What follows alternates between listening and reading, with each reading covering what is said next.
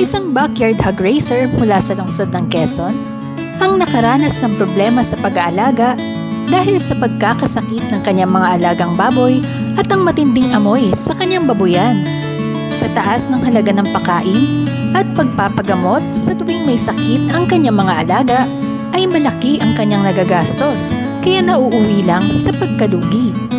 Pero nang malaman ni Ma'am Nora ang tungkol sa Atovi at sinimulang gamitin ito sa kanyang mga alagang baboy, ay naging magaan ang kanyang pag-aalaga dahil bukod sa wala ng problema sa mabahong amoy, ay mas naging masisigla pa ang kanyang mga alaga, kaya naman menos gastos na, maganda pa ang kanyang benta.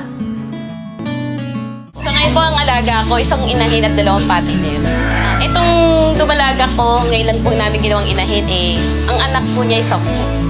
Nagtatrabaho po ako dati, so nung mawalan po ako ng trabaho, ito po ang pinalit ko. Pag yung nag-LBM po, yung sahan ng saging or ng dahon, yun po yung napakain namin. Tapos pag merong ibang sakit, pinapa-injectionan po namin. Kaso tatawag po kami ng veterinary para mapa-injection na. Tapos yun, nagdadyan yung panikakasakit. Siyempre, pili ka dito, nandun yung mga antibiotic. Tapos yung pagkain pa, diba? It's mahal. Mula po nung gumamit ako ng Atos, yan ko po nakita na mas ligla yung mga alaga. At higit sa lahat po walang kakaba-kaba sa dibdib. Kasi po, kumbaga, nandiyan po yung lakas ng loob namin. Kasi nasubukan ko na po wala naging problema. Saka higit sa lahat po, madaling may benta ang alaga.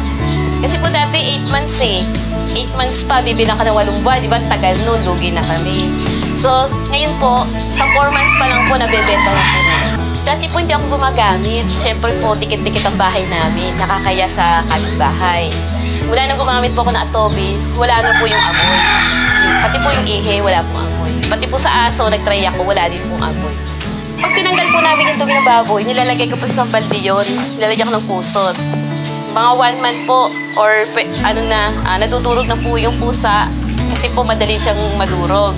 So, dinadagdag ko po sa mga halaman ko po. Kaning baboy po ang aming pinapakain. Nagpapakain po kami niyan ng baboy sa 3 beses po sa maghapon.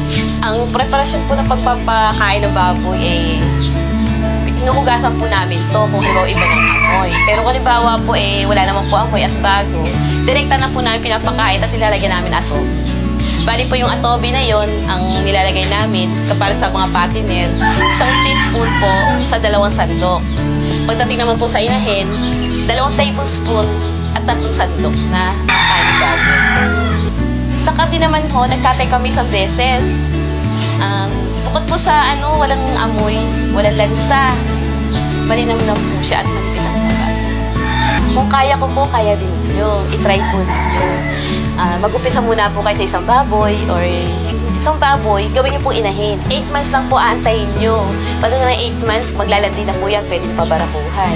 So pag nanganak po yan, yung anak niya, doon na po kayo kumuha ng pambawin. Kayo, bakit hindi ninyo subukan? Inahin man o patabain ang inyong aalagaan, problema sa babuyan ay agad masusolusyonan. Katuwang ang Atovi sa inyong pagpapalaki, ay masisigurong ang mga alagang baboy ay masisigla at matibay ang resistensya. Kaya laking tipid na, kikita pa ng maganda.